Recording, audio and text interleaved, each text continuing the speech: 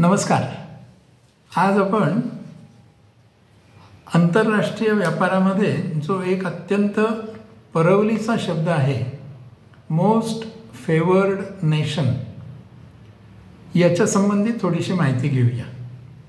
मराठीत जर म्हणायचं तर त्याला आपण परम अनुग्रहित देश असं म्हणू शकतो. Most favoured nation.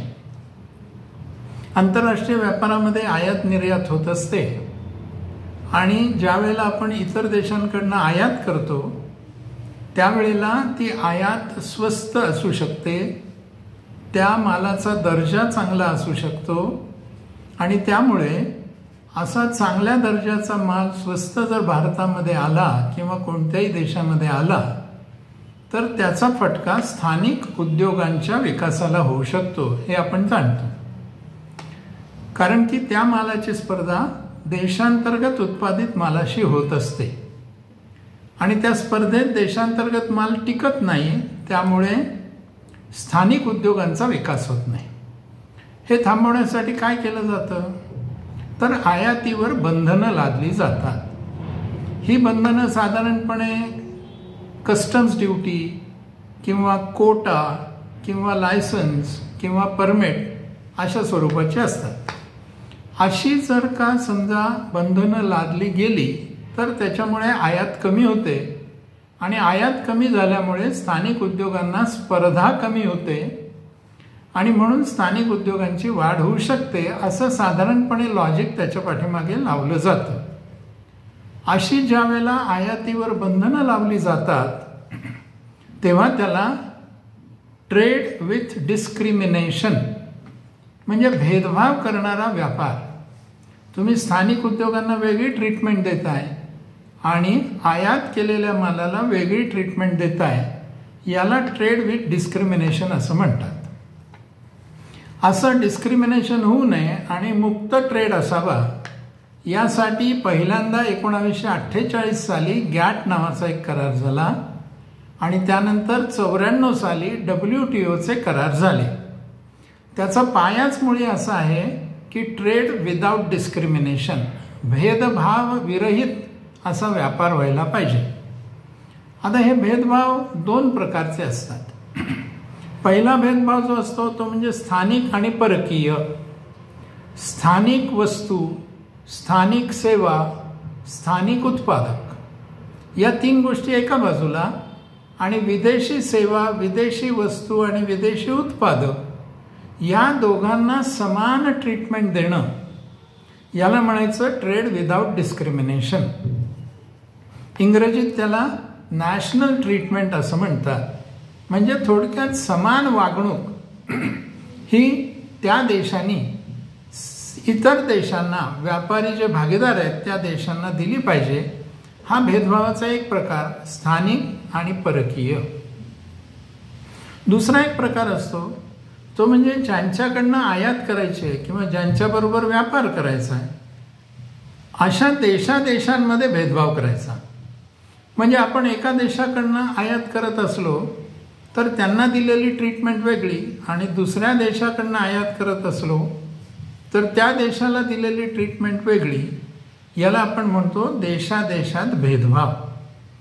आणि हा भेदभाव जर काढायचा असेल तर त्याला मोस्ट फेवर्ड नेशन ट्रीटमेंट असं म्हटलं जातं. थोडक्यात स्थानिक आणि परकीय यातला भेदाभेद जर काढायचा असला तर नॅशनल ट्रीटमेंट हा उपाय आणि देशादेशातला भेदभाव जर काढायचा असला तर मोस्ट फेवर्ड नेशन ट्रीटमेंट. अशा दोन प्रकारच्या ट्रीटमेंट्स ट्रेड विदाउट डिस्क्रिमिनेशनसाठी केल्या जातात. थोडक्यात सगळे देश ज्यांच्याकडनं आपण आयात करणार आहोत किंवा ज्यांना आपण निर्यात करणार आहोत ते समान पातळीवर ट्रीट करणं, त्यापैकी कोणालाही विशेष दर्जा न देणं, कोणालाही विशेष फेवर न करणं, याला म्हणायचं मोस्ट फेवर्ड नेशन. खरं म्हणजे ते नाव वाचल्यानंतर असं वाटू शकतं मोस्ट फेवर्ड नेशन म्हणजे असा देश ज्याला जास्तीत जास्त फेवर केलेली आहे, पण तसा अर्थ इथे नाही. अर्थ काय आहे? सगळ्या देशांना सारखी ट्रीटमेंट देणं, कोणत्याही देशाला वेगळी ट्रीटमेंट न देणं, याला मोस्ट फेवर्ड नेशन असं म्हणतात.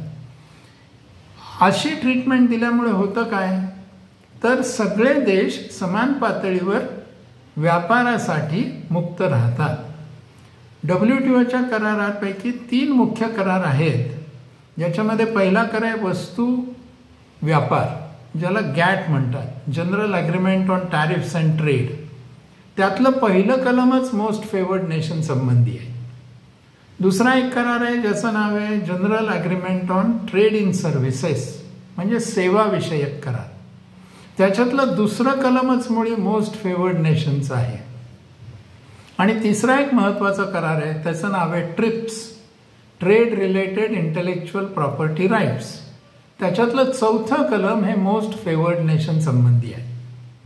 म्हणजे आपण जर बघितलं तर किती महत्त्व WTOच्या करारांमध्ये या मोस्ट फेवर्ड नेशन कन्सेप्टला दिलेलं आहे हे आपल्याला कळेल.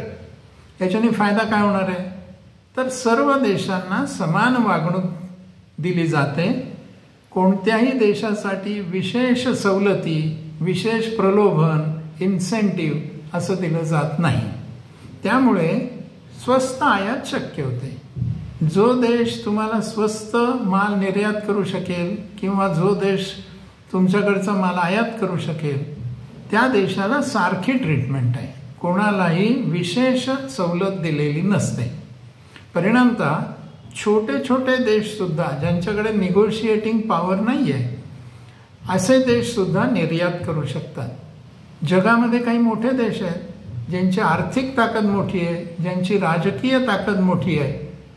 असे देश इतर देशांच्या बरोबर करार करताना आपल्या या ताकदीचा वापर करून आपल्याला सोयीच्या टर्म्स, अटी शर्तीवर करार करायला लागतात. हे होऊ नये म्हणून खरं म्हणजे मोस्ट फेवर्ड नेशन या अटीची या करारांमध्ये समावेश केलेला आपल्याला दिसतो. म्हणजेच मोस्ट फेवर्ड नेशन याचा अर्थ सगळ्या देशांना, ज्यांच्याशी एखादा देश व्यापार करणार आहे, आयात असो, निर्यात असो, वस्तू असो, सेवा असो, गुंतवणूक असो, इंटेलेक्च्युअल प्रॉपर्टी राईट्स असो, या सगळ्यांच्यासाठी सगळ्या देशांना सारखी ट्रीटमेंट द्यायची आहे. याला म्हणायचं मोस्ट फेवर्ड नेशन. हा विषय आता चर्चेत का आला? तर डिसेंबर 2024 स्वित्झर्लंड नावाच्या देशाने भारताचा मोस्ट फेवर्ड नेशन हा दर्जा काढून घेतला. त्यामुळे चर्चा सुरू झाली, हा का काढला? तर त्याचं कारण भारताच्या सुप्रीम कोर्टाने नेस्ले या स्विस कंपनीच्या संदर्भात एक निकाल दिला आणि त्या निकालानुसार जो काही करार आपला आणि स्वित्झर्लंडचा डबल टॅक्सेशन ॲग्रीमेंट झालेलं होतं, डबल टॅक्सेशन अवॉइडन्स ॲग्रीमेंट, ते ॲग्रीमेंट सुप्रीम कोर्टाच्या या कराराने रद्द झालं. त्यामुळे स्वित्झर्लंडसाठी भारत जे पूर्वी 5% कर 5% कर लावत होता, तो आता 10% लावावा लागणार आहे. याचा परिणाम म्हणून स्वित्झर्लंडनी आपल्या देशाला मोस्ट फेवर्ड नेशन या यादीतनं वगळलेला आहे. आता असा निर्णय का झाला? तर भारताने कोलंबिया आणि लिथुआनिया या 2 देशांबरोबर एक करार केला होता. त्या करारामध्ये 5% दराने टॅक्स लावायचा असं दोन्ही देशांच्या बरोबर भारताने करार केला होता. आणि हा करार आपला त्यांच्याबरोबर आत्ता म्हणजेच 2024 साली झाला. आता भारताने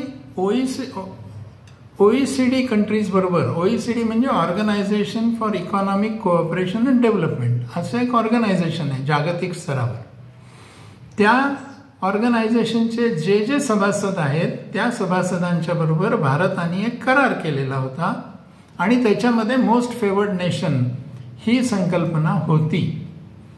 परंतु त्याच्यामध्ये 10% कराचा दर होता. आता भारताने कोलंबिया आणि लिथुआनिया बरोबर जो करार केला त्याच्यामध्ये 5% इतकाच कराचा दर हा ठेवण्यात आलेला आहे. हे दोन्ही देश OECDचे मेंबर्स झाले आणि मेंबर्स झाल्यामुळे स्वित्झर्लंडला असं वाटलं की आता हे 2 देश OECDचे मेंबर झालेत, त्यामुळे त्यांच्याबरोबर जो करार केला आहे तोच करार आता स्वित्झर्लंड बरोबर पण लागू होईल. म्हणजेच आता स्वित्झर्लंडलाही 5% टॅक्स लागू होईल. परंतु सुप्रीम कोर्टाने निर्णय असा दिला की हे जे 2 देश ज्यांच्याबरोबर 5% double taxation avoidance agreement Bharat सरकारने केलं आहे ते उशिरा म्हणजेच 94 साली आपला करार झाला आहे. हे देश मात्र आत्ता OECDचे मेंबर झाले आहेत. त्यामुळे भारत सरकार जोपर्यंत स्वतंत्र नोटिफिकेशन काढत नाही तोपर्यंत स्वित्झर्लंडला त्या कराराचा फायदा केवळ हे 2 देश OECDचे मेंबर झाले म्हणून मिळू शकणार नाही. असा हा एक निकाल आला. त्यामुळे स्विस कंपनी नेस्ले हिने जो काही 5% टॅक्स लावला होता त्याच्या विरोधात निकाल सुप्रीम कोर्टाने दिला आणि हा निकाल आल्यानंतर स्वित्झर्लंडने आपल्याला त्या मोस्ट फेवर्ड नेशनच्या लिस्टमधनं वगळण्यात आलेला आहे. मला असं वाटतं की आंतरराष्ट्रीय व्यापारातला हा एक मोठा इश्यू मोस्ट फेवर्ड नेशन आपल्या सगळ्यांना माहिती असावा म्हणून मी हा व्हिडिओ आपल्यासमोर केला. इथेच थांबूया. पुन्हा भेटूया नवीन विषय घेऊन.